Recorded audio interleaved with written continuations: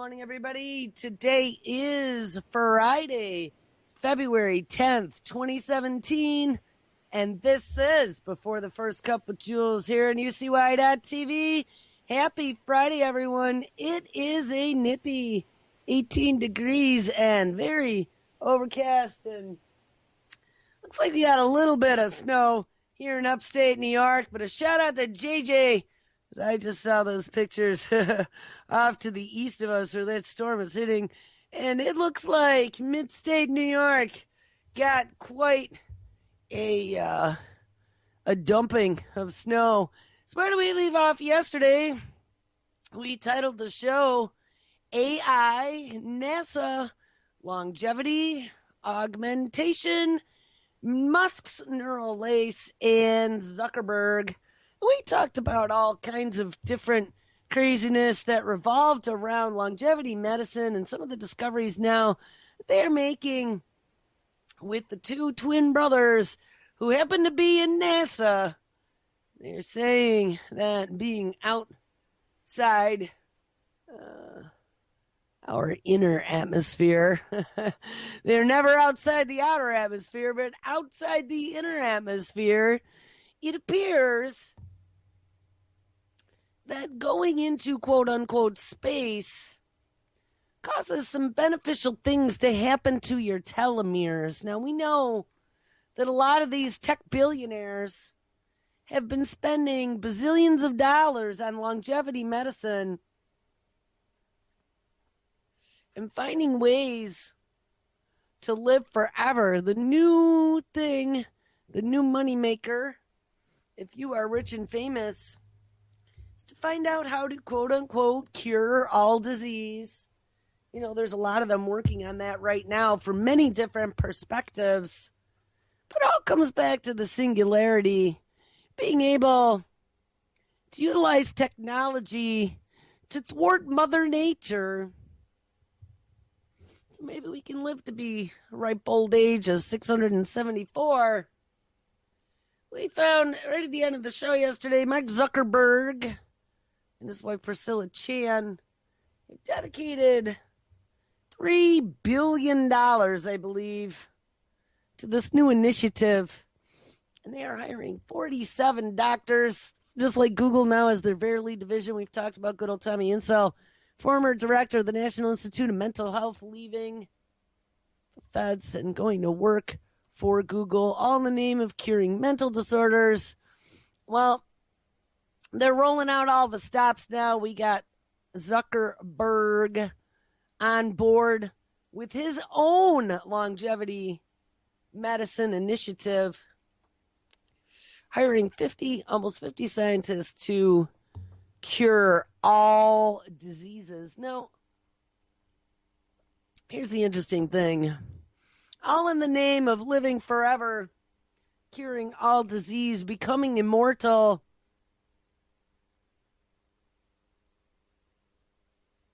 The people who control these technologies will be the people who control everything. And we have this medical technological control structure that's being dropped upon us. Now, we looked yesterday, we were looking at some artificial intelligence and some of the things that have been going on lately. And now that my 22 tabs have just recovered, and 27 minutes later, my browser finally rebooted. I didn't mention that. I've been biting my nails here. We might be able to cover some of those today. But anyway, let's leave off where we ended yesterday. Let's start back where we ended yesterday. Don't mind me. 2 cups of coffee. I'm still kind of not with it yet. Mark Zuckerberg is now paying nearly 50 scientists as a part of his plan to cure all disease. And can I just tell you, every time I see pictures of him with that smile on his face, and it's just unbelievable. He just always looks like he's got a shit-eating grin. Maybe I can find it and drop it in the chat. But I mean, this is probably the happiest of all stories we're going to cover today. Here, put this into chat. Put this into chat. Chat. I sing like that to my cats. All right. Anyway, so Zuckerberg has a wildly ambitious plan to treat and cure all disease, and he has made a step forward with an announcement that they are funding dozens of scientists over the next 5 years. The Chan Zuckerberg Initiative is an organization run by Facebook co-founder and his wife, pediatrician Priscilla Chan, launched with a $3 billion checkbook in September. Its aim is to help, quote unquote, cure all disease by the end of the 21st century, with a focus on investing in long-term scientific research that might not necessarily pay off right away. Of course not, but in the future it'll control everything. Part of the CZI, that is the Chan Zuckerberg Initiative, is the Chan Zuckerberg BioHub, a medical research organization.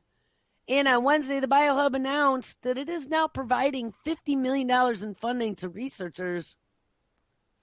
The cash is going to 47 different people to fund their research for the next 5 years with up to $1.5 million each.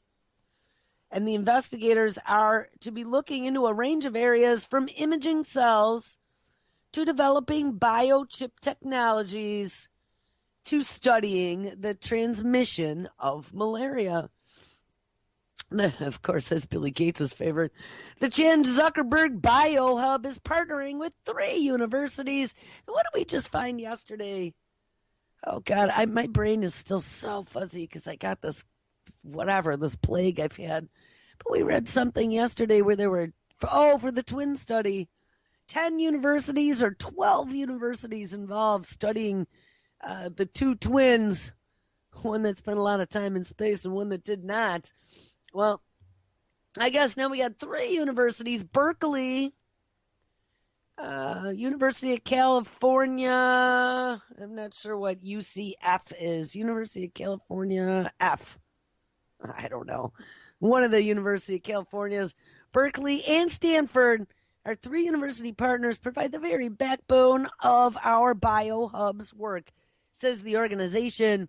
And our investigators come from these outstanding research institutions, and their faculty will be an integral part of our day-to-day operations here at BioHub.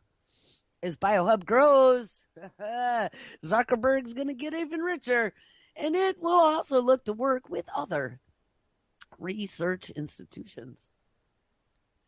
Both Mark and Priscilla are avid consumers of science, says BioHub co-president and UCSF. Oh, there you go. So it was a typo. San Francisco.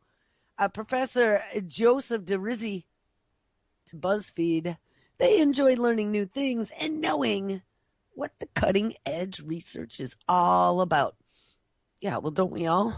I don't know. That's kind of the way I live my life. Wish that made me a bazillionaire. We are conducting research that helps us solve big health problems, and we find and support the best and the brightest biologists, scientists, engineers, and technologists. Our culture emphasizes intellectual freedom and collaboration, and we will provide our team with the best scientific tools. And when the right tools don't exist, well, guess what, Johnny? We'll just invent them. And that's the way it goes. We will just invent them. And, I just saw, speaking of BioHub, we've been talking about brain implants. We hit up an old story about Kurzweil 2030. We're going to have nanobots in our neocortex so we can connect direct to the Internet of Everything. And they were also... we had another story, too, where they were discussing connecting us to the machine mentally. Oh, I ran across an MIT story. A technology now that can finally make brain implants practical. Now, we know DARPA DARPA's been messing around with this for a very long time. Then, of course, they had to normalize brain implants by doing live brain surgery on National Geographic last year. Well, now we're going to start rolling out the consumer products for basic things. They had one that was for Parkinson's. Of course, they're going to have another for PTSD. Well, this one is to restore vision. This technology can finally make brain implants practical. Baby steps.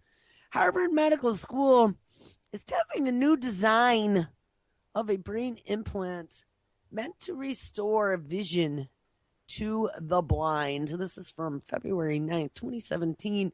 In lab testing, how brain implants could help people with physical disabilities. Tales of success can be bittersweet.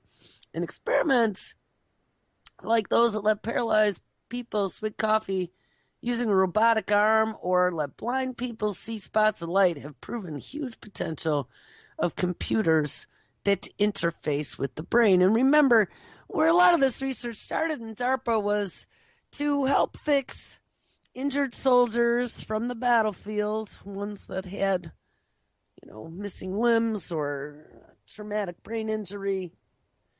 And DARPA used them as a captive audience because, of course, they had the money and they had the technology. We can rebuild him. It was kind of like the $6 Million Man. Remember that show? Lee Rogers. That's exactly what they were doing. And these poor soldiers, these former soldiers, most of them, then became unwitting guinea pigs. And it's been that way for generations. When you're in there, they have carte blanche. When you're in the VA system, you're at their mercy. And they're going to tell you it's going to be to help you. But don't forget, as they are helping you with these new discoveries, you are their new monkey to utilize as the research lab rat. All right, but it is a wonderful thing. They have all kinds of new prostheses now that are brain controlled and exoskeletons to help paralyzed individuals. They now are working on these chips to allow the blind to see. But the implanted electrodes used in such trials eventually become useless because scar tissue forms and degrades the electrical connection to the brain cells. Well, next month, and this would be in March of 2017, tests will begin in monkeys. So these will be new monkeys of a new implant for piping data. And I think we had been reading about this high bandwidth connection.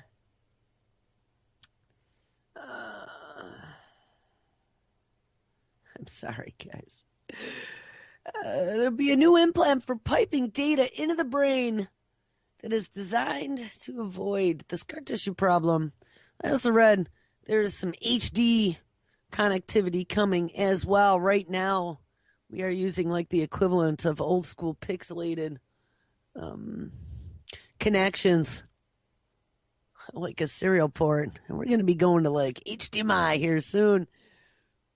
The project is intended to lead to devices that can restore vision to blind people long term. Researchers at Harvard Medical School will use a new kind of implant that will go beneath the skull, but it can rest on the surface of the brain instead of penetrating inside of the organ. And I'm going to say in the future, like, they're not even going to need to put something inside of your brain. I mean, technology is getting to the point with these fMRIs and being able to read your emotions and read your neural patterns and that I don't think they're going to have to implant under or in the skull in the next 5 years even. As these progress, I think that they'll definitely be able to just put a little headset on and read what's going on in there and talk to it. An array of microscopic coils inside of hair-like devices can generate powerful, highly targeted magnetic fields to induce electrical activity at particular locations in the brain tissue underneath. And this implant will also be tested when placed inside of the brain tissue. And yeah, because, they want to be able to experiment some more. The device will be used to stimulate the visual cortex to try to recreate the activity normally triggered by signals from the eyes, creating the sensation of sight without the eye's input. Ultimately, the goal is to use the implant to convert signals from a camera into brain activity. Now, I'm going to tell you why this caught my attention. Because we had read a bunch of stories about high definition virtual reality, and some of the stuff that they are working on right now. We have this terahertz 5G connectivity that is coming here very soon. I had a story about that yesterday and a story about terahertz, where they want to beam HD VR to the ground. And we read an article about how easy it would be to be able to block your sensory input from your eyes of what is going on around you and connect. And I think this was a story out of something by Kurzweil, and connect these VR goggles so you would be real-time immersed. Once it took over your sensory perception, you literally would be in the simulation. Well, think about this. Listen to what they are talking about here for these new implants to, of course, help, quote unquote, cure the blind. Or how about future technology hijack your vision and direct the signals to some sort of external device, like, in this case, a camera. Or how about VR goggles? Guys, I'm telling you, there's always an ulterior motive. And I know that they are already working on that full immersion and how to easily, I think in Kurzweil's document, he was talking, of course, about nanobots, because Kurzweil just loves those damn nanobots, and they're working on them at Google's Verily division. But, how long is it going to be? And, here's the thing. Once our eyes can be turned off and we could just be redirected, it would be like being on Delta Airlines, one of those newfangled jets where every seat back has a nice big LCD embedded, and you got your choice of 20,000 movies to watch while you're flying. I'm going to tell you what, first hour of the flight, I tried to sleep, didn't work. Second hour of the flight, I whipped out my phone, and I got just a couple game applications on my phone, and one happens to be a really nice, kick-ass game of Scrabble. So I opened my Scrabble, and I played against my partner, Rust Bucket. That's what I call the computer. And Russ Bucket was pissing me off because he keeps making up words that aren't even in any English dictionary. I'm not even sure where he's getting these words from. So he turned off Russ Bucket, and I saw the guy next to me happen to be watching a movie in his seat back. And I was like, hey, is there anything good on there? And he's like, yeah, actually, there's some good stuff. So I zip through, zip. And I see that there's a brand new Jason Bourne movie. He's like, oh, I haven't seen that one yet. That just came out not too long ago. And by the way, I don't know what you guys think about Matt Damon or anything or his politics. I don't really pay attention to that because I got to tell you, if you've never seen those Bourne movies, you should. And that movie, again, talking about giving away the store with the technology that they have to track him, bag, tag, and track. I'm going to guarantee you that they have that already, where they can track him anywhere, bzz, bzz, bzz, bzz, zooming in down from a satellite to the CCTV to being able to dial into the room on the phone and see what's going on there. Guys, it was pretty insane. They could track him everywhere all over the planet. Every second he logged in or popped back up on the grid, they would find him. But my point in that is, that movie screen, and then this is still just an external screen. Think about when there are these HD goggles that you can wear 24/7 and have all these great sensations just with this external screen about a foot or two away from my face. I put on a Jason Bourne movie while I was flying at 36,000 feet, and I really hate flying. And the next 2 hours went poof. I had no idea I was in a plane. I had no idea that I was squished in a seat or that I was so tired because I was sucked into the machine. You know, it's not going to be too much longer. That dangling carrot, if you remember, even Zuckerberg was going after those VR goggles. That was like one of the biggies. That whole room of engineers in that picture of him walking in to announce whatever they were, Oculus something. And they are all just sitting there with their mouths open, staring at who the hell knows what. We saw in the future, they're going to have all kinds of VR porn. I mean, talk about a dangling carrot to suck the lemming masses right off the cliff with little twanky porno music, bong, bong, right off the cliff. I mean, this is going to happen, people. And that is, as they are learning more and more how to hijack our five senses, we need to be more and more vigilant as to what is going on around us, because as we're becoming highly distracted, and obviously there are some of us that it is not completely working on, she could see she's not staring at her device 24/7 and running off on erroneous arguments, wasting her brain power. No! She's sitting here researching the meningitis vaccine that they've now made mandatory in New York State and looking at all the corruption behind it getting approved, which I was last night. I'm going to have a big battle on my hands here this next school year. So I am trying to line up some torpedoes that I can shoot back and figure out a game plan here. But, you know, as they are hijacking our environments and our realities, and then they are rolling out all of this new medical technology. Of course, it's going to be so amazing. It's going to cure Nana. It's going to make you live forever. Be careful what they are offering you. It is the poison apple. You know, great. Maybe some people live forever, but it's not going to be you, Johnny. This isn't all about Johnny. This is about the rich mothers paying for it all in his progeny. Not about you. Maybe you could go to Mars and see if you get squished by their extra squishy Martian atmosphere and then try to come back and find out you're all kinds of screwed up. But hey, now you'll be another test subject like the NASA brothers. I don't remember their name. Mark Kelly and his brother. You'll be another NASA research subject and go in the human experimentation division. And I'll be all happy.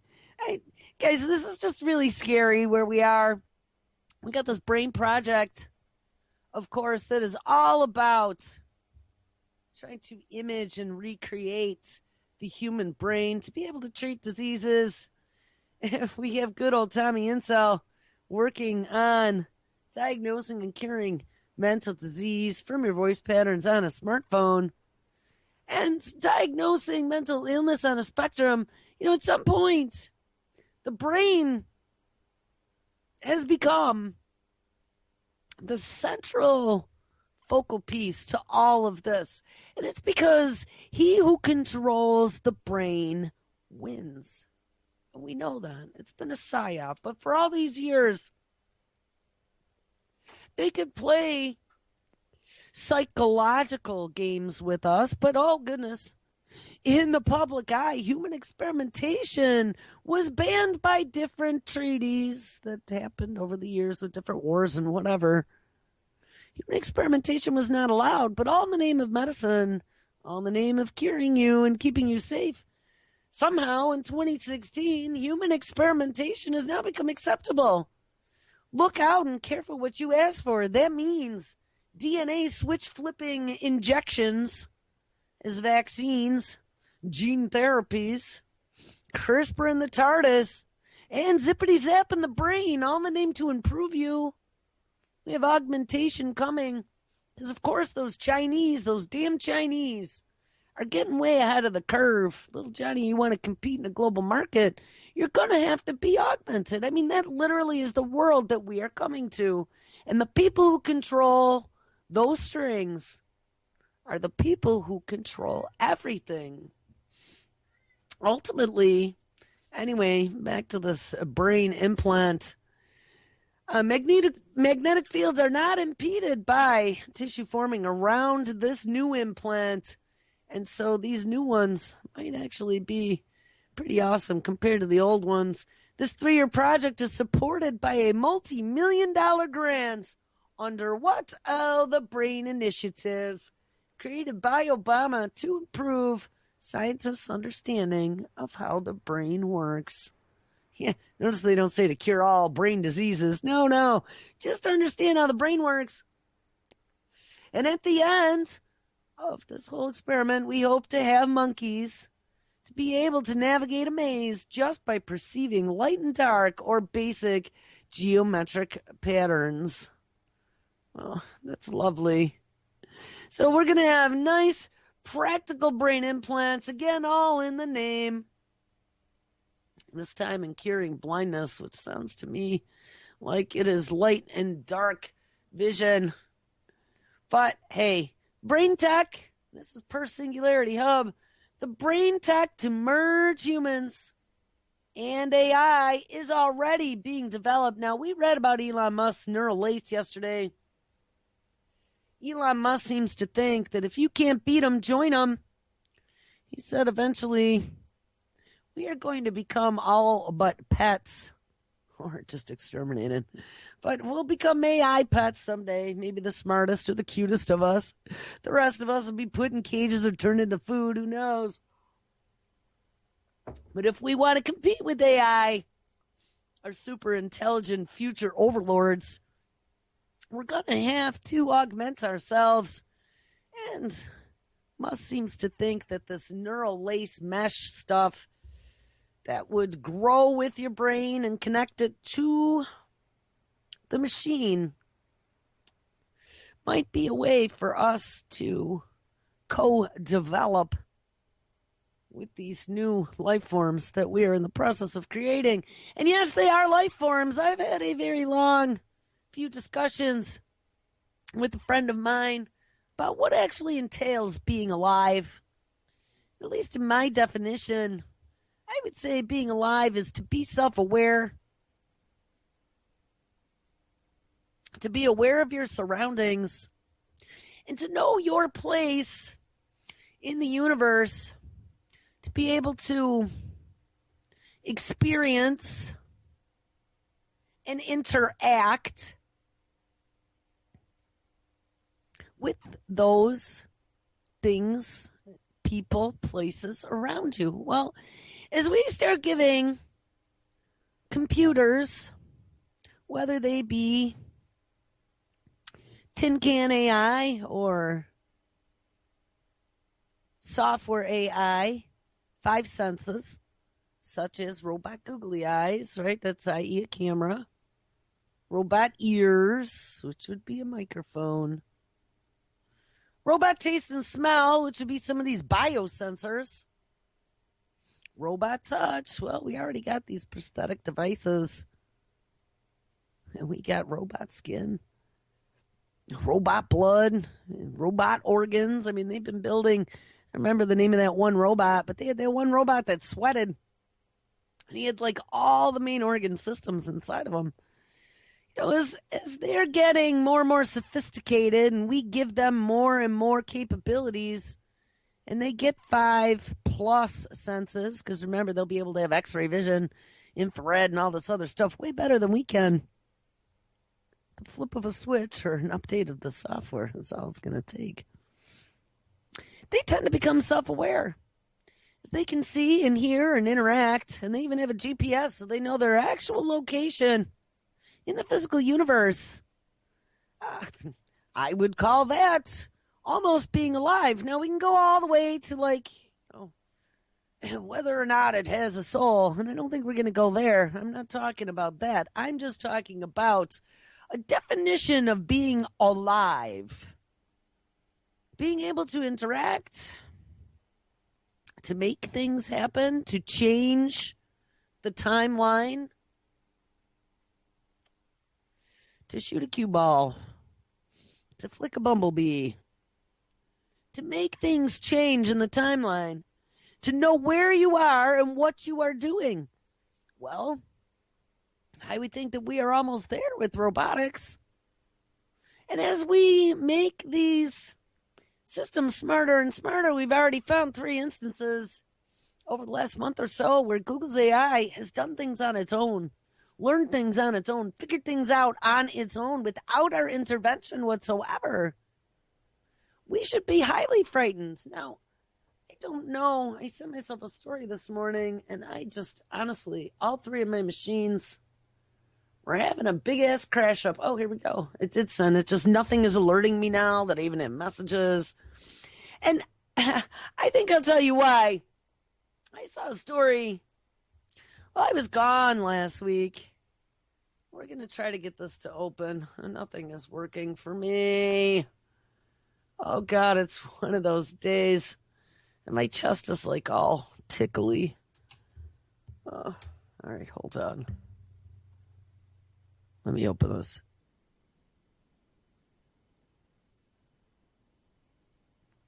I'm starting to lose my ability to fight. I start to feel like crawling back into bed when I'm sick.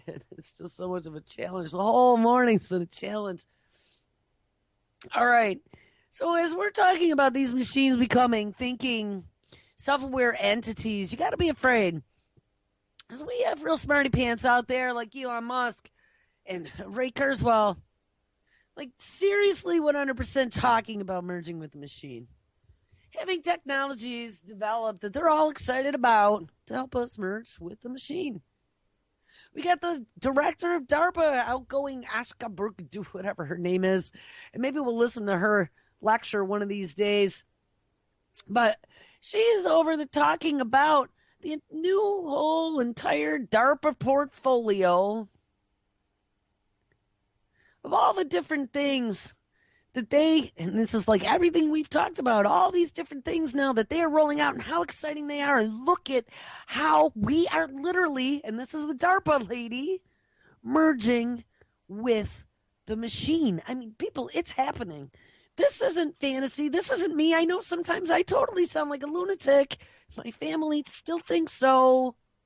My husband gives me that eyebrow all the time. Like, don't talk about this in front of the kid because you sound crazy. But you know what? It's not crazy. We have the brightest minds in technology and in the Department of Defense and in the tech industry who are all talking about this happening right now and the research that is rolling out in the lab.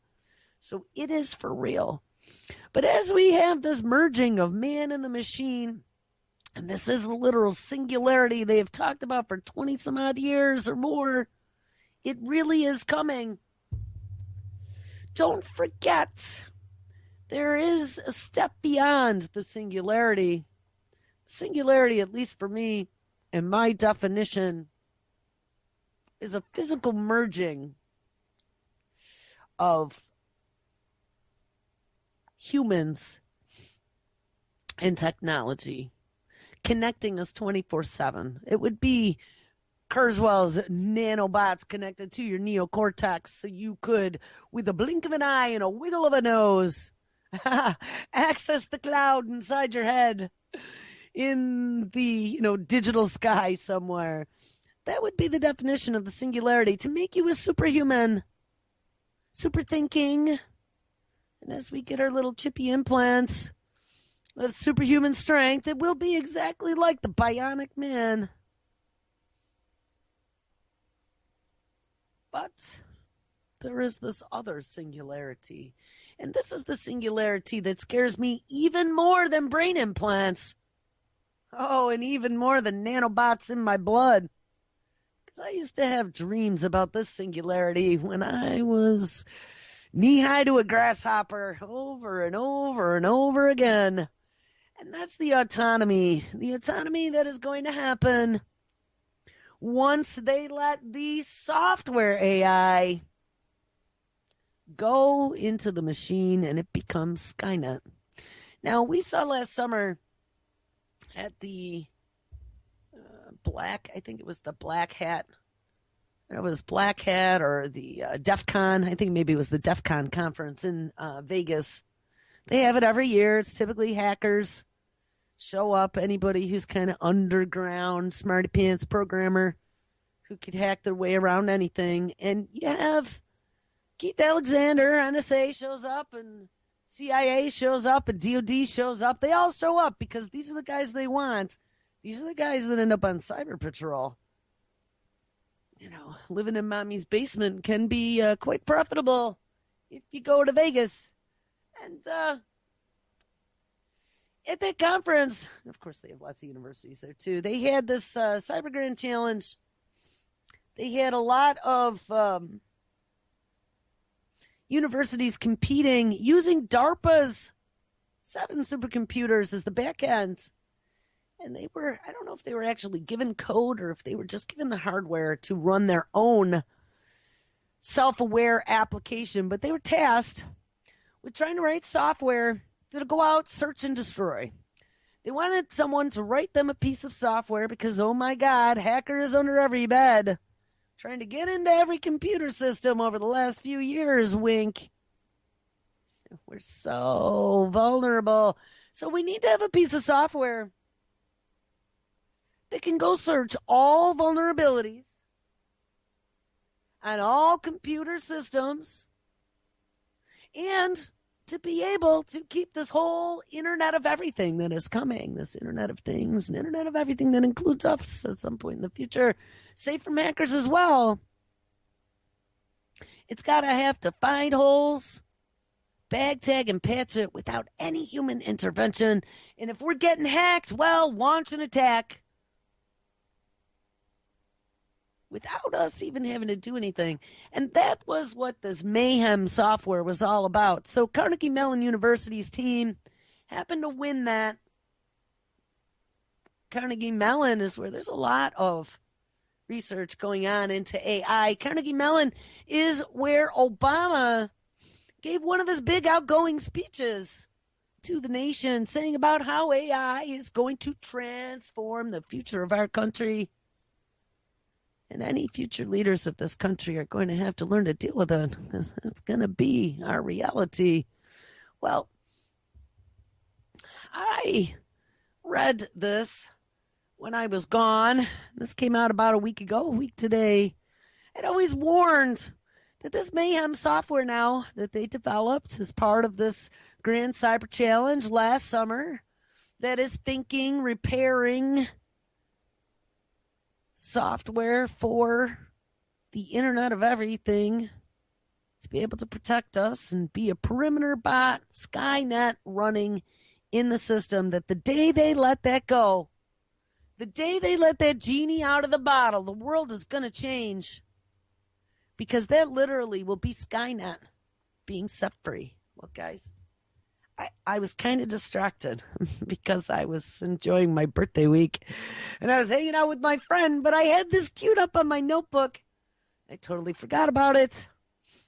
And as I was cleaning up my tabs last night, because of course everything is so tabbed out that none of my machines will even open another thing, I ran across it again and I'm like, oh, I forgot to share this. And oh, this is bad. February 3rd. 2017. This happened without much fanfare, and you knew that's how it was going to happen. DARPA prize-winning bot, Mayhem, and this was Mayhem, Cyber Grand Challenge, self-scanning, self-repairing, self-attacking, and I mean self without human intervention. Protection on the internet has been deployed. Ding, been deployed to seek flaws and shut out botnets. Now, what? Oh, yes, I guess they forgot to tell us. In a riff on Alfred Hitchcock's To Catch a Thief, a powerful software bot is being used to defeat botnets.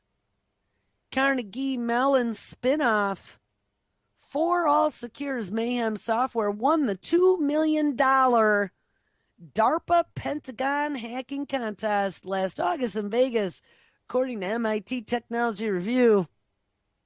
Mayhem is a creation of Carnegie Mellon professor David Brumley and two of his graduate students. And in the DARPA contest, called the Cyber Grand Challenge, the competitors had two tasks: fix and defend assigned server software, and then hack that server code assigned to other teams. The purpose of the contest, which awarded a total of $4 million in prizes, was to encourage the automating computer security tests. And DARPA states the primary focus is its development of defensive software. And that's what we've talked about. They're going to run this as a perimeter sentry on the entire Internet of Everything, to be able to find, correct, and destroy, if necessary, without human network administrator intervention.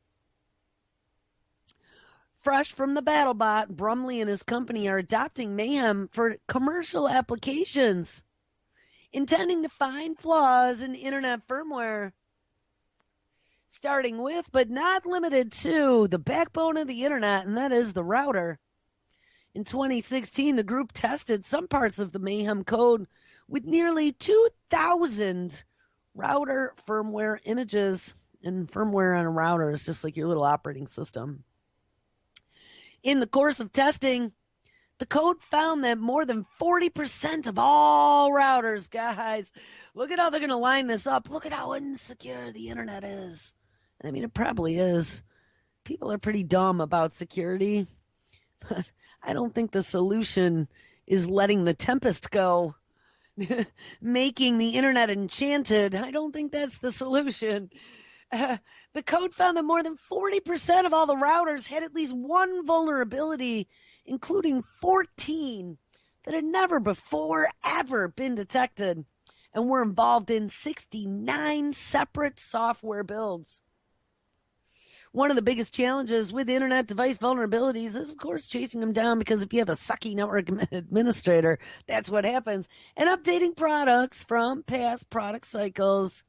The promise of Mayhem is its potential to detect and repair or defend against vulnerabilities quickly. And I'm going to add in parentheses, without human intervention.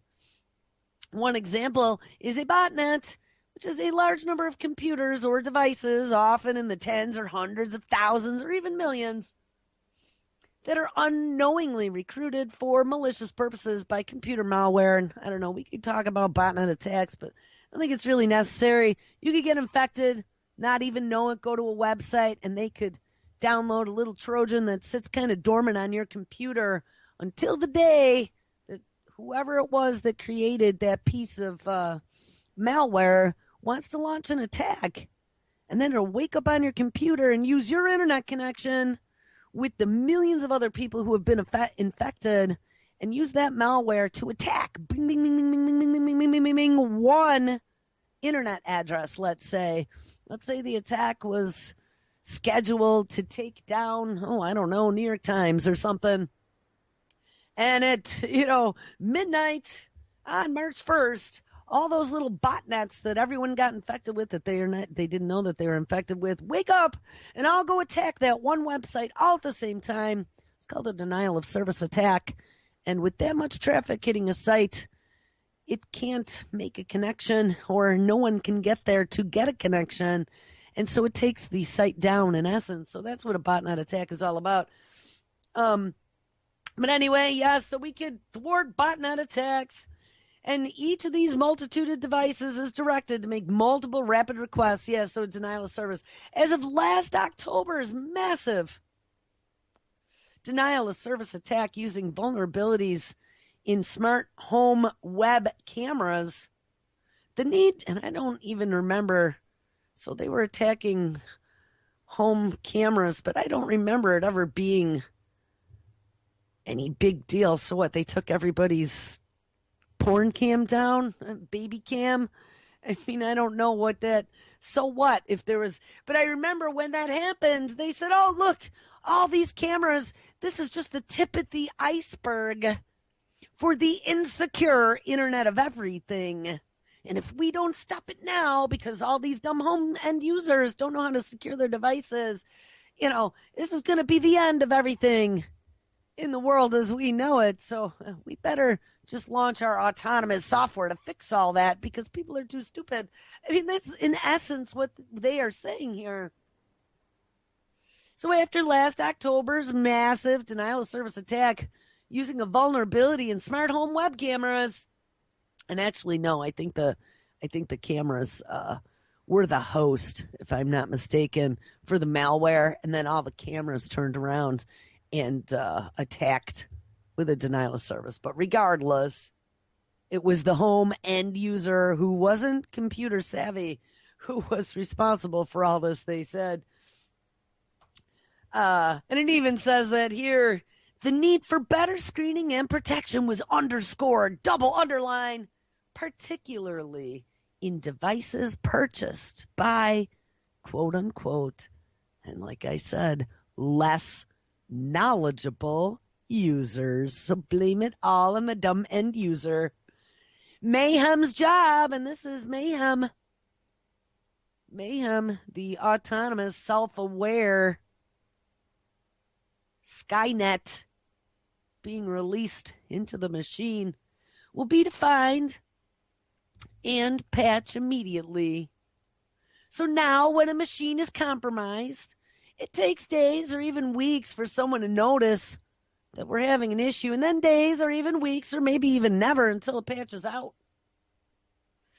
Imagine a world where the first time a hacker exploits a vulnerability, instantly he'll only be able to exploit one machine, and then our super duper software will patch it and probably launch an attack, answering concerns that human security experts will still want to check the work of defensive bots. According to Brumley, even the United States government still is considering having humans in the loop. But, says Brumley, the guy who's in charge of this, he's not against it, but he still feels that humans tend to slow down the process. So, guys, they are using Mayhem. They didn't say exactly where or how or what, but they're already using it commercially. And I will guarantee you that they have let it out in little sips and slurps in the military realm. And this made me question. So we covered DARPA Dan before. DARPA Dan had all the software, and I don't remember what it was called, but it was search and destroy. It was finding human traffickers. It was finding terrorists. It was doing all this stuff. It found connections between people and mapped out endpoints that they could attack and go after. It was all on a big touchscreen display. It was pretty amazing. DARPA Dan's now over at Google, by the way. I saw this one yesterday. Add insult to injury. Guys, there's going to be nowhere to run, nowhere to hide. Not only are they going to get into our heads and our bodies, but they're going to take over the entire internet. They have some new head of the FCC coming in. We're not too sure whether or not net neutrality is going to be maintained. But don't worry about it, because it appears to me that he is on the side of the big corporations. The big corporations all got the pats on the butt a long time ago called CYA, cover your ass, by the feds. So if they bend over and give up your search history or documentation or anything that the federal government wants to know about you, they can't be sued. So don't worry about it. It's all being done under the guise of national security. Well, it gets even better. DARPA computer simulations are now going to target social media to root out enemy disinformation and propaganda. So guys, DARPA is now getting in on the fake news search and destroy.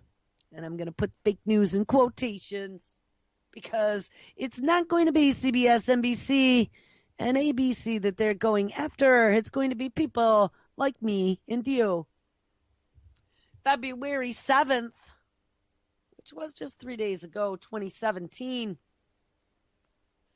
U.S. military researchers are asking industry for new ways of using computer simulations to study how information spreads online via social media as a way to neutralize enemy disinformation and propaganda.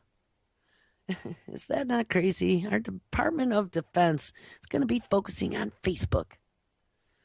Officials in the U.S. Defense Advanced Research Project Agency, more affectionately known as DARPA, issued a solicitation on Monday, and that would be one of those RFPs. They put them out on fbo.gov. Go out there and just plug in DARPA as the search term. You will find all of their requests for proposals. They issued a solicitation this past Monday for the computational simulation of online social behavior called Social Sim. Social Sim is looking for new ways to use computer simulation to study the spread and the evolution of information in the online environment without pinpointing unique bits of information, of course, that could compromise personal privacy. And of course, they got to put that line item in there. The ability, as long as you don't know that they're compromising your privacy, hey, I guess it doesn't matter. The ability to simulate the spread and the evolution of online information, if accurate and at scale, could enable a deeper understanding of adversaries' use of the internet, DARPA officials say. Accurate and at-scale simulations of how information spreads and evolves online would support efforts to analyze enemy strategic disinformation campaigns. I mean, listen to this. Is that us? Are we enemies? Are we now being considered enemies by the Department of Defense's Department of DARPA? Because that is sure what it sounds like to me. Enemy strategic disinformation campaigns. It'll also allow them to deliver critical information to local populations during a disaster, of course, and could potentially contribute to other cyber warfare and cyber security missions online. Social Sim seeks to develop technologies that can simulate online information spreading and evolution at scales representing target populations from thousands to tens of millions of people, developing ways to provide supporting data to the simulation development, testing, and measurement, and develop methods and then metrics so they can build a dashboard for assessing the accuracy and the scalability of online information spread and evolution.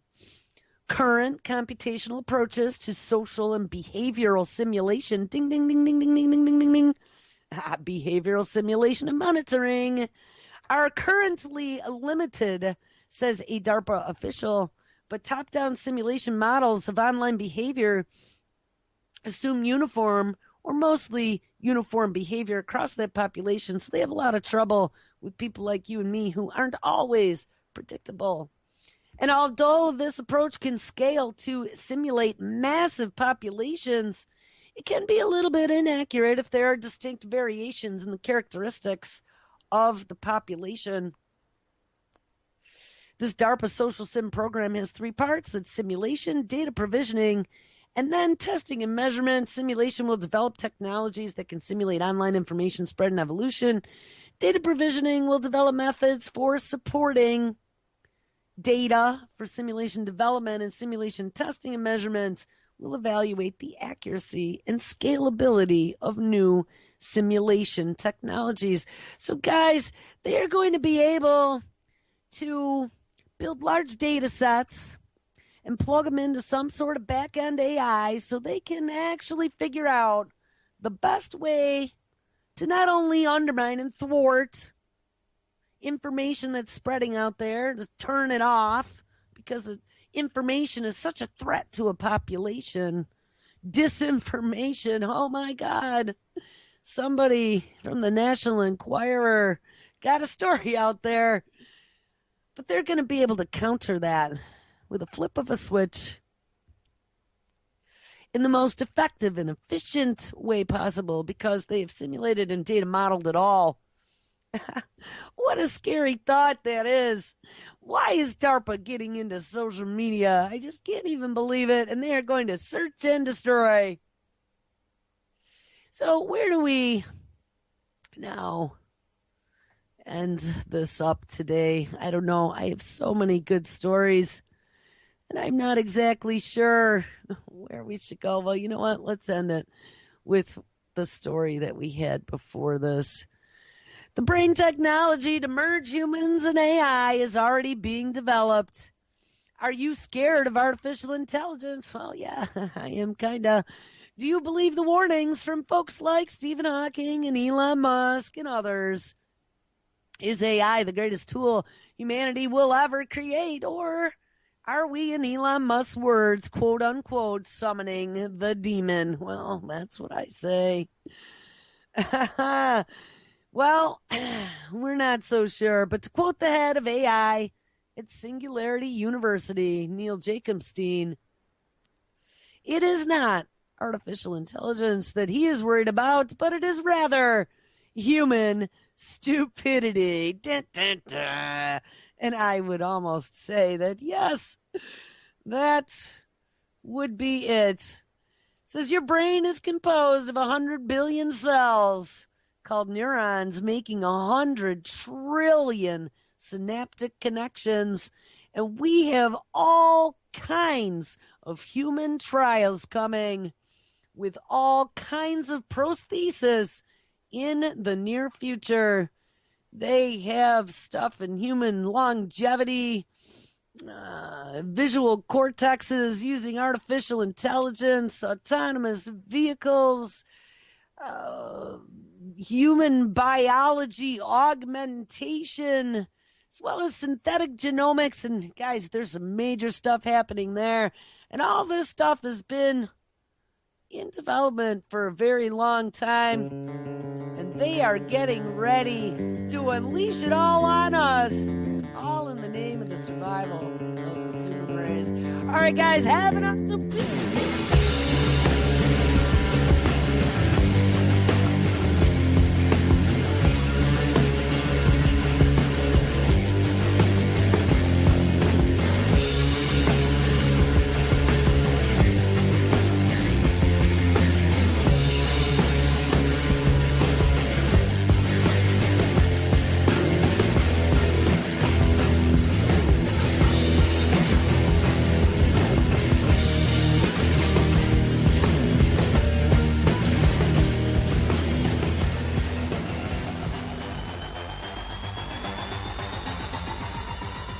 Hey, this is JJ Inc., and when I'm on planet Earth.